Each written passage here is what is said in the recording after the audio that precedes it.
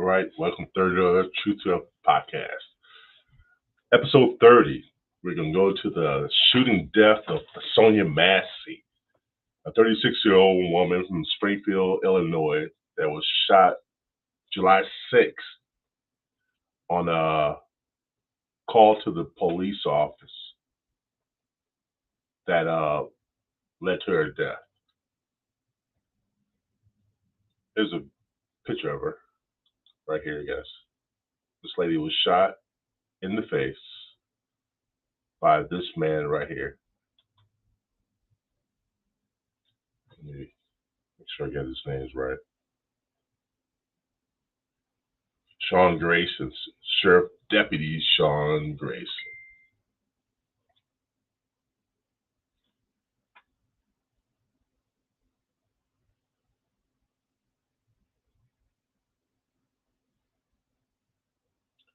This was tragic. Um, she called for help. She thought it was an intruder around her house, and she called in. The cops came by, checked the area. The video tells us a lot more about the story.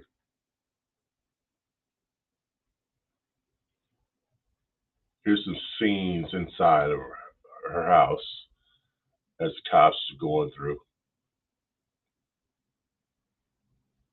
This is sad. I wonder when this kind of stuff is going to stop.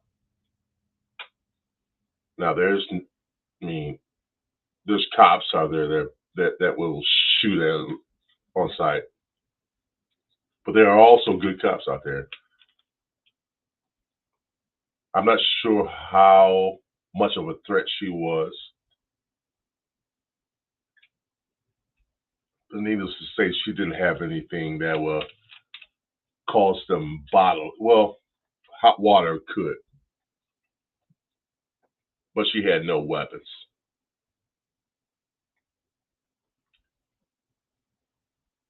When will this stop? This has caused the uproar in black communities. And of course, I don't know how Reverend Al Sharpton is the black voice of the black community, but he was there. Not to get off subject, but he was there. He doesn't help.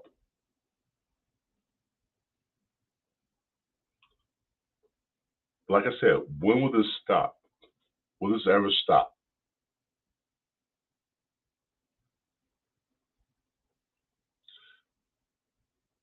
I'm on the fences. On the fence. I'm sorry. On the fence on how this all started, but I got a clear picture of what actually happened. The video shows a little bit more in detail on actually what happened and what went down. There's a fine line where you have to draw your gun on a woman asking for help. Now, the words that were uttered out of her mouth when she was in the kitchen, and I'll show you a picture of that. Hold on, let's find it here. There it goes. Right here. This is the last place you see her alive. She has this pot of hot water in her hand, and she says to the cop that are rebuking in the name of Jesus. And he shouted out back at her, "If you throw that water, I will shoot you in the fucking face."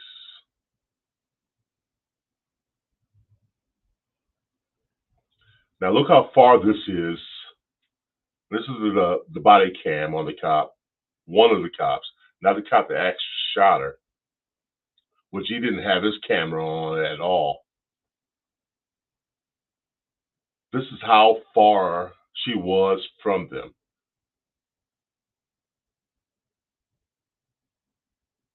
This is unexcusable.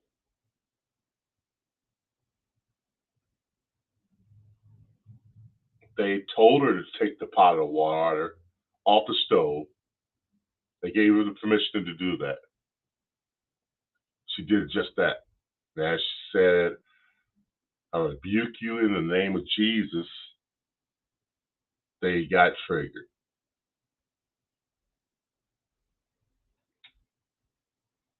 Not only that, after they shot her 3 times. I'm not understanding that either. Shooting a woman with a pot of hot water at least 6 to 7 feet away from them. Shot her 3 times, one in the face. I'm sure the other shots probably hit her in the body. But no weapons that can cause death in her hand. Now, if you haven't seen this video, I mean, the way she was talking sounded a little sketchy. She seemed a little bit off, but that's still no excuse for it.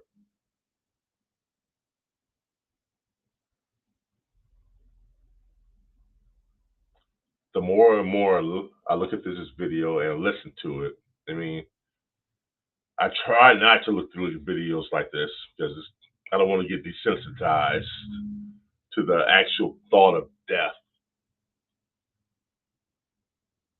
This still shocks me to my core.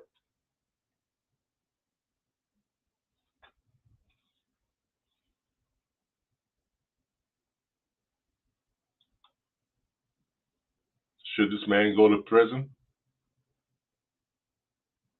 I think he should.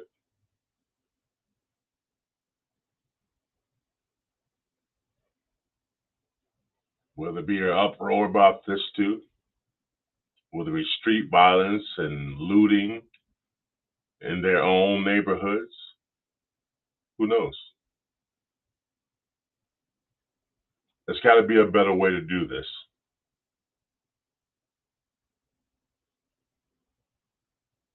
A 36-year-old woman called the police for help and lost her life. This is unwarranted action against the unarmed woman. Um, it's really sad. It's really sad. Is there anything we can do to resolve situations like this? Now, don't get me wrong. I have friends that are in the are with the police forces. I have a few friends that are police officers. but I also can tell if they have a good character or not. Some don't, some do.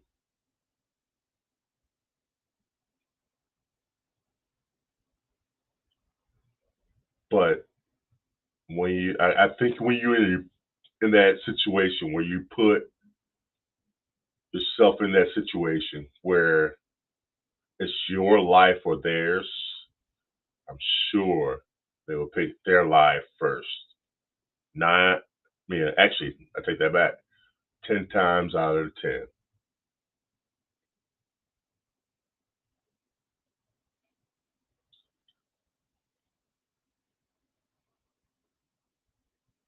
Like I said, when I watched the video, she sounded really sketchy. Really sketchy. There wasn't a doubt in my mind that she might have been a little bit off, but there's still no reason to shoot her and kill her, take her life.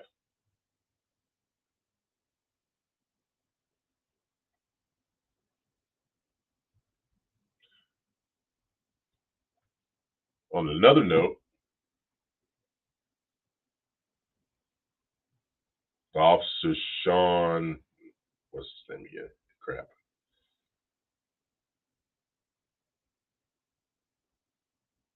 Sorry, guys.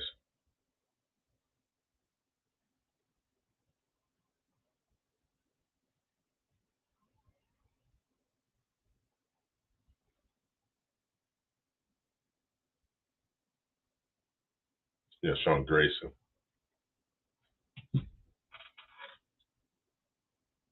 News came out that he was in between six, four different stations. He was in and out 6 times. Recently pulled over 2 DUIs,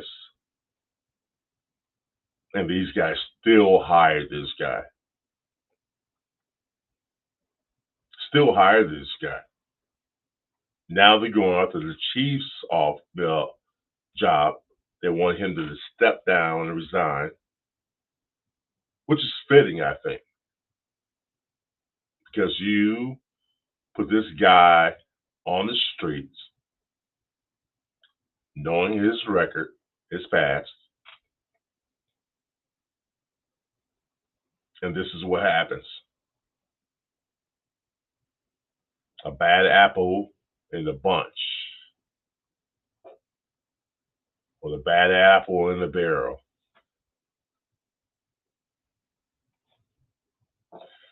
I know there's a code with the cops, the thin blue line,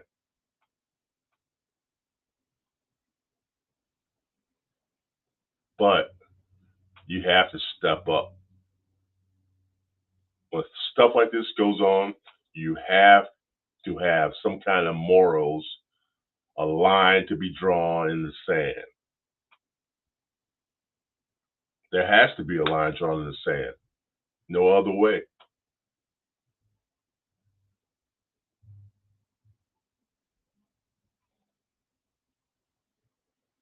Now you have a woman that's no longer here.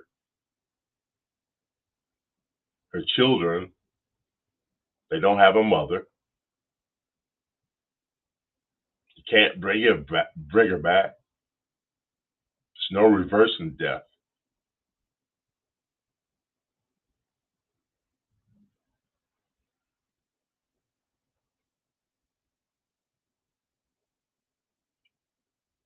I often wonder how all the people in the black community that's been shot and killed at the hands of other officers, wrongful deaths, mind you. And I'm not talking about the ones that actually were doing something that caused a ruckus, caused the disturbance, and got out of hand. I understand that. But when you are unarmed and still your life is taken, There has to be a line drawn, a boundary.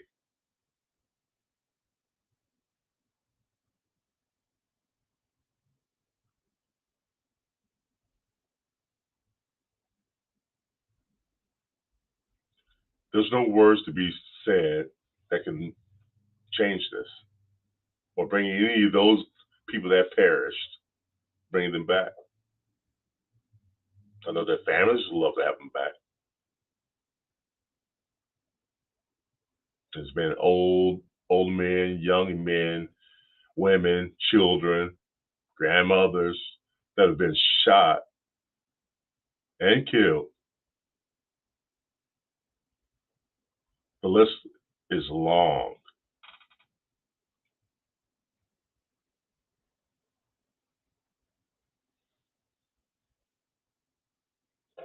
Now, Black Lives Matter, not the ones that actually took the money and ran with it and bought themselves houses and did things of that nature. But I'm talking about the movement in general, which stands for something. Me personally, I think all lives matter. All lives matter.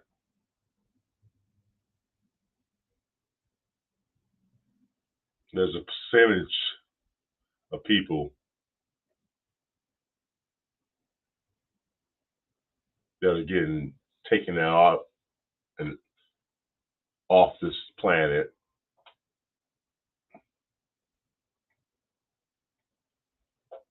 for no reason at all.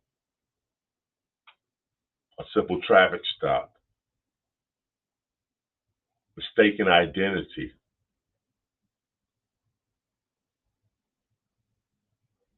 someone calling the cops because they're scared.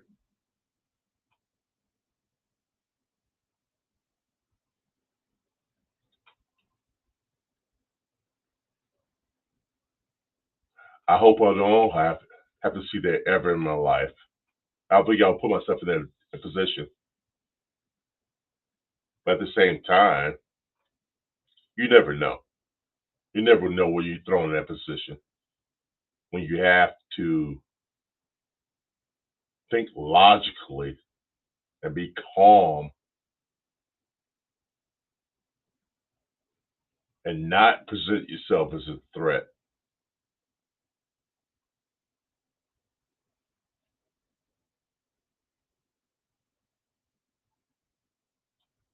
I don't know. As it seems to today, nowadays,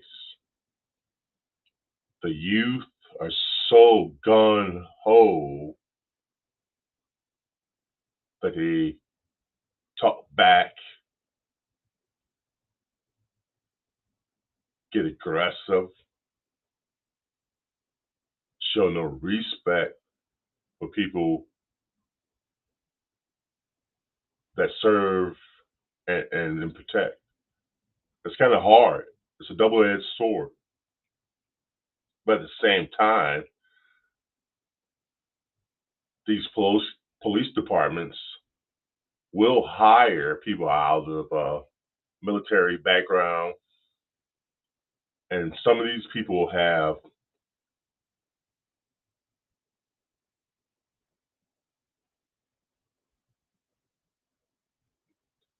some sort of depression after war. I'm not sure if that's a smart idea to put somebody that's been in war always on their toes, finger on the trigger, and at any minute they can be stopped, or they can stop somebody for no apparent reason. This happens. This happens a lot more often than we think.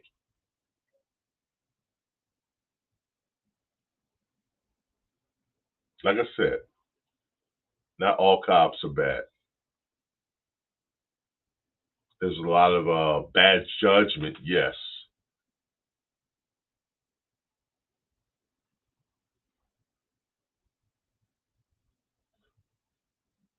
but it's bad. It's getting worse.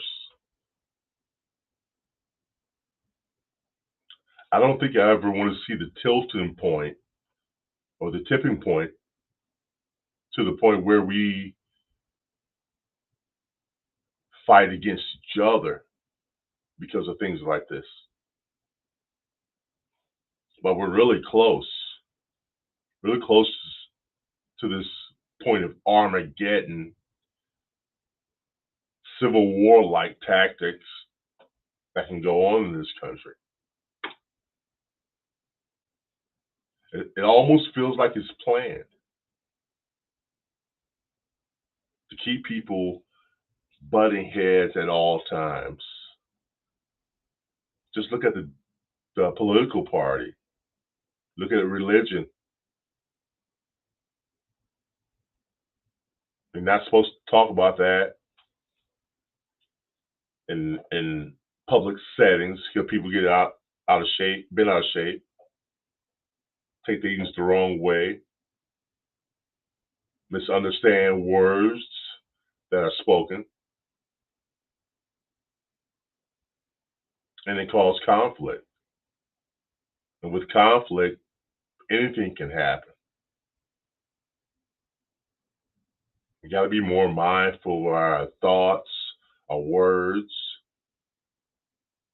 even the way we treat people.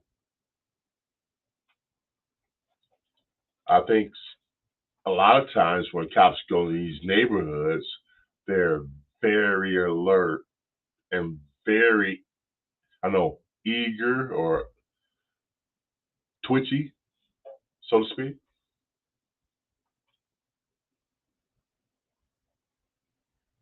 I understand it.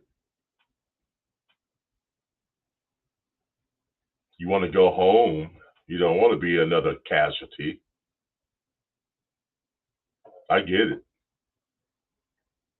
But at the same time, somebody that's unarmed, even a child, you got to understand what your surroundings look like. Me, don't get me wrong. I don't know what it's like to be in that position. I don't want to be in that position. We have to take somebody else's life.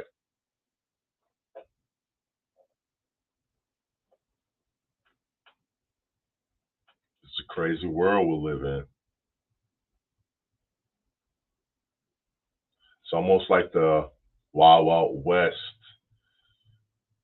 of the early 1800s, where anything went.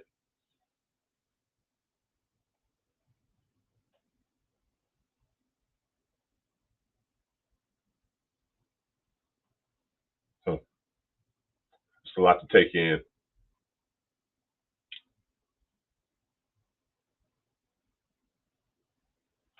I think I just want to get that off my chest because I saw this video. I saw the news feeds. I saw all the backlash.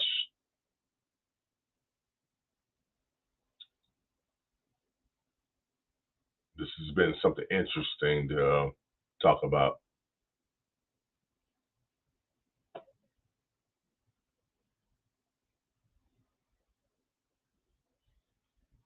I don't know, guys. You gotta start thinking outside the box and stop reacting to things that you may get triggered by. Take a deep breath, step back, detach from the situation. I know there's situations where you can't do that, but you have to go in with a clear head. This is unfortunate for that lady. She's no longer with us.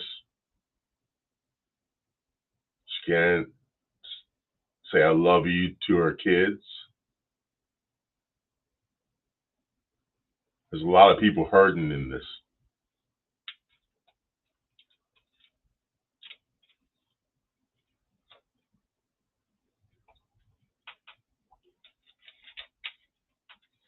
Let this be a lesson.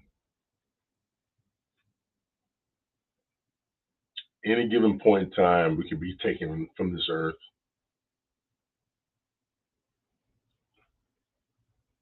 You never know what's going to happen. Could be anybody, any color. It doesn't matter. It just takes one person to do the wrong thing or react the wrong way, then it's all over.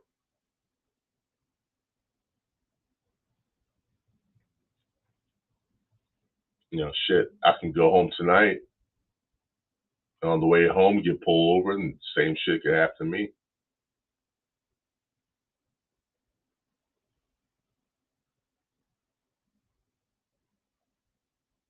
Hmm. Well, that's it from the Third Eye Truth Serum podcast. This is episode 30. I'm your host, James Gill, and I'm out.